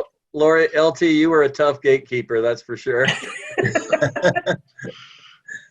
Oh, God. Trevor's too emotional right now to speak about this. She's stuck with me. That's the problem. Well, no. Yeah. And let's make it clear. As Eric knows, you know, is Trevor going to move into the office with John? That's what I was going to ask you. Absolutely not. Eric is a much nicer person. I'm the little sister John said he's, you know, didn't have, and I said we would kill each other, John. Oh, that's it. Eric, Trevor, I'm cleaning everything out. I'm gonna make room for you. Oh, thank you. No thanks. Love you, John. Love you, John. Yeah, love you too. We have enough trouble just being neighbors. Oh, God. So is this our last meeting really just for the year, right, Michelle? It is really. I don't know if there's another Senate meeting, but Yeah, There is another Senate meeting, please. Come on. except if you're coming to graduation, we'll be able to see you at a distance, at least a 6-foot distance. But Erin, where are you? What's your next step? Did you go camping this week and come back, or have you not done your camping? I actually postponed it until next week. Okay. So I was just finishing up some loose ends, but I mean, we had great plans. We were supposed to be going to Spain in a couple of weeks, but I don't think that's going to happen right now. So That's too bad. we're just going to wait and see how this whole pandemic pans out, and then we'll get on a plane and go somewhere soon, I hope. Don't worry, we will visit you anyways. You better, Kata, you better. And what about you, Eric? What are your next plans? Well, some of you might know my son works for Alaska Airlines. I just an aside on that, we had a quick trip up to Seattle this last weekend, and he lives in Capitol Hill. And if you know about Chaz, Capitol Hill Autonomous Zone, well, he lives 2 blocks from that area, and I was exposed to a lot of the protesters, and actually my heart was, I was heartened by that experience, seeing a lot of these young people, mostly white, with their little signs, just makeshift signs, Black Lives Matter. And to me, it was just wonderful. I mean, there's, as we've talked, the other stuff that goes along with that has gone along with that. But what I observed was some peaceful protesting, and it was great to see that we can have this younger generation help to change our world, and I think it'll happen. But anyway, along with that, we had hoped to serve a mission or a church this year, but it's probably going to be in 2021, my wife and I. So that's what we're sort of just planning toward, and visiting grandchildren in Dallas and in the Bay Area, and my daughter and her husband in Phoenix, Arizona. Cool. That's great. I hope that we can get moving soon, so we can move around a little bit more. It's been challenging for sure, to say the least. Well, we just wish you guys nothing but the best, and can't believe it's always, when I first came to Tahoe, I don't know how many of you were around then, Michael, I know. Gosh, probably not as many as I mean, Phyllis was, Sue, around that same time. Anyway, it just seemed like for a while there, nobody ever left, right? Nobody ever left LTCC. I mean, people just, we had all the original faculty members, all the original administrators. And I remember, I think it was the chemistry instructor, I can't remember her name for some reason, Kelly Lewis. And I remember it was oh my God, everybody was just horrified. Like, why would anybody ever leave? So that really made an impact on me. And I think, some of us probably never will leave, but I think it's always hard to see people leave and start a new phase of their lives. But it's just also so exciting, and we're all just really jealous. Is really what it's all about. And just can't wish you guys enough safe travels and good wishes and much love and all of that. So. Well, thank you. Yeah, thank you very, very much. Does anybody else have any? You can say something to Erin or Eric, but anybody else got anything going on that they want to share with the group? No surprising announcements. Yeah, Pat. My daughter Michaela is graduating from Santa Cruz. Yay. Holy jeez, that little girl? Yeah, well, that little girl? Yep. The little one? Yep. Tomorrow. We're having a virtual graduation. Yeah. Crazy. A lot of you know her. So. Yeah. I'd like to share that I survived homeschooling 3 children. That almost killed me, and I think it was almost harder than my dissertation. So I just would say To those that stay home with their kids 24/7 and teach them, oh my goodness, do I have respect for you, because please send me with adults. I prefer them. Thank you very much. I'll announce that we made it through. We made it through high school. We made it through everything. Clyde graduated. He graduates on the 19th officially. And he's hopefully off to Columbia University. Wow. Wow. As soon as they will let him go. So they're closed, Michelle? They're closed, but they've got, they're so funny. They're like, we have 5 task forces of the top immunologists and all of these people working. They've got something up their sleeve, but I don't know if it's going to include a lot of face-to-face right away. So, but very proud. Hasn't always been easy. A lot of you know that the details of that and have experienced that yourselves. So just really proud of him and can't wait to see what he does. Physics major, is that correct? Yeah, physics, probably chemistry and physics. There's like a chemical physics program. Pretty cool place to go, I think. Mike We Spina's were up. just studying in OCHEM last week. We just learned about the stork enamine synthesis, which was discovered by Gilbert Stork at Columbia University about 50 years ago. So it's a great program. That's really awesome for Clyde. Thank you. Well, you guys have been his second family, so thank you for supporting him for all these years. Mike Spina. Yeah, I wanted to say that I've taken several classes this year at the college at LTCC, and all my experiences, all my classes I took were very good experiences.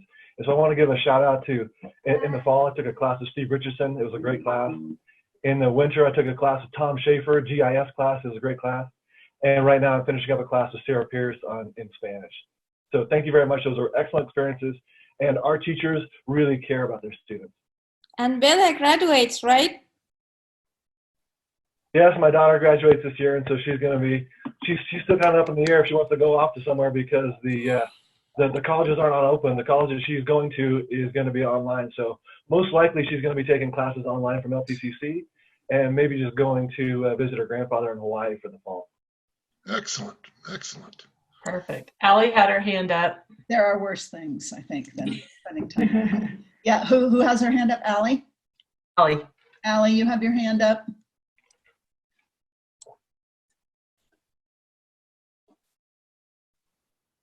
Is she there?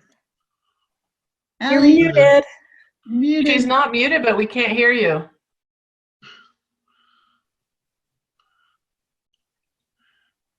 Thank you for sharing, Allie. Well, I want to be supportive. Where'd she go? Oh, she's. Did she leave and then she's going to try to come back? Maybe. Okay. Who else? Anybody else have any Miles? Michelle, I have a question for you. Eve, the future of class delivery, do you see that as becoming a permanent option when face-to-face comes back? We've always had face-to-face online. Would Eve become a part of that, I'm wondering?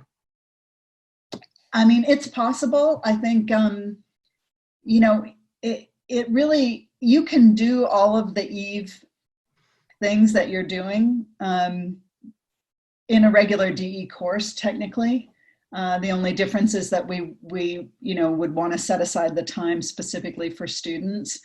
I mean, I think it remains to be seen. I'm a little nervous, to be honest, not to go in a slightly more negative route, but I'm a little nervous to see what our retention rates are by the end of this term and see, you know, kind of what has really happened with our students. I think you guys have been doing just a yeoman's job, person's job, whatever that term might be. And it just remains to be seen. But is that something you'd like to see as an option? I don't know. I'm not sure. As I get near the end of the quarter, I love Zoom for the reason that it works. That's what I like. And I have a sense that my students who are from that group that would never take online are able to do Zoom, and they're succeeding. Now, if they had an option for face-to-face, maybe they would take that, and maybe we wouldn't have a demand. But I know that Jeff is forward-thinking in terms of technology, and he likes that. So I was just curious if that was how you maybe saw the future of education as an option. I'm not sure. I think we're going to have to see. Wait, Aaron, you're leaving us? I just wanted to say I love you all, and it's been an absolute pleasure, and I wish you all the very best. Thank you so much. Thank you, Aaron. Thank Take you. care. Take care, guys. Yep. See ya. See ya. Allie's back as well when you're finished with Okay. the Yeah, I Eve think. conversation. No, Oops, she's out again. She's just like bouncing around. We'll have to see. I think it's a good conversation to have. Let's see how it has worked out. Have conversations with the faculty. See if it makes some sense that our students can benefit from it. I mean, Scott makes the carbon footprint argument. Yeah, the snow day thing, that's really key. So we'll be talking about the DE addendum and all of that. But yeah, if it's an option, it could be useful if we think it's useful. Yeah, I was just asking out of curiosity because I know next year is scheduled, and next year is my last year. So I'm just, yeah. No, that's Oh, Michael. That's where I say, PowerPoint now, Michelle. Just say no. Sorry. Say it ain't so. 4 years ago, I came back from summer and I said 3 to 5 years, and next year is that 5th year, and it's always been there. So. Wait a minute, Michael. You're going next year? Does that mean I have to wait another year after that? Well, the one factor is, Julie Ewing might have something to say about this, so I don't know. So Allie, can we hear you now? Yeah, sorry about that. So I had wondered, there's a few times I tried to weigh in during this and nobody responded. I was like, well, okay, but good to know. So yeah, I just wanted to say, first of all, I do commend anybody who's been educating children at home during this madness. I mean, bless you. I'm really grateful to have been able to keep my daughter alive and thankful that I was not expected to teach her anything beyond, potty training, which was really hard also. But I thought that I should let you all know, lest you come back in winter and be very confused, that I'm actually going to be having another baby. All right. December. So that's, I've spent the past 12 weeks or so cooking another one. Congratulations! Congratulations. Thank you. We're really excited. I think Allie didn't want you to come back in January and then she'd have a baby all of a sudden. Like, what happened? Might be a little jarring for folks. Michelle? Yeah, Ralph. Yeah, I noticed in the fall term coming up that there's going to be a lot of hybrid classes. Yeah. How are you going to handle it on campus? Yeah, we have a team that meets weekly, and we've been working on the small little incremental openings that we have been doing with the Child Development Center, for example, and we have some community education kids workshops in the summer. So we're going to do limited hybrids with really areas that are really not successful or cannot be offered online. And most of those include like public safety trainings, some of the labs, the science labs that really haven't been able to take advantage as much of the online lab programs as others. And there's just going to be a lot of protocol because I think at this point, we just don't know what's happening. I think everybody just feels like it's over in some way, and it's just really not. No, I would caution that. Yeah. All the new information about transmission is new, and a lot of people ain't even aware of it. But it's clear that if you're inside with a group of more than 6, yeah, for like a lab session, there's a lot of risk in that. Yeah, 2 and 3 hour labs. It's just, I don't know how you're going to do that. I mean, and I think we're going to have groups of 5 or 6, right? Yeah, small. I think it's going to be really small groups. I think we're going to have a lot of protocol. And, I have to say that the fall seems like about 1 million years away at this point in terms of how this thing has been changing day to day, week to week. So we're planning on the best information that we have right now, with the idea that, you know, I mean, if we have another outbreak, if things kind of go through the roof, as they're kind of anticipating in late fall. Yeah, in fall, I mean, that's the other thing you have to factor in is it's almost guaranteed that there's going to be an outbreak in the fall, because it's just all the epidemiologists are predicting it. So I mean, it could be a lot worse in the fall. Yeah. So we just kind of are going each day to day, and yeah, Scott, educate others, because I don't know, this community is interesting. It's going to be interesting to see what happens over the summer for sure. But we have a good team working on it. I don't know how many of you know Carl Franz. His dissertation, his graduate work was actually on novel coronaviruses.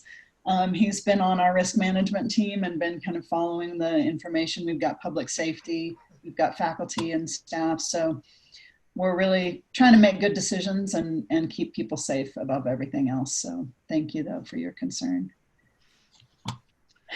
Well, guys. If Michelle, yeah. may I share that my beloved mother, 92 years old, wanted to thank you guys. I told her about SLT, Senior Leadership Team, and she wanted me to thank you guys for keeping the college closed in the fall, because my announcement would be that I just purchased a one-way ticket to Massachusetts. I leave on the 15th of July. And of course, when I told my mother this morning on FaceTime, what does my mother do? Tears, just automatic, it's a faucet. She just starts crying. She's beyond words. She's so ecstatic that I'm going to be back. But I had to tell her, but Ma, not for good. I do got to go back there at some point, but I got some work to do with my brother so I did a one-way ticket. And the cool thing was I'm going first class. It's so cheap. So I just said first class. So, but Ma wanted me to thank you guys for keeping the college closed in the fall. So, thanks. Well, you're welcome, Ma. Ma, not Mom. Ma. She's a Ma.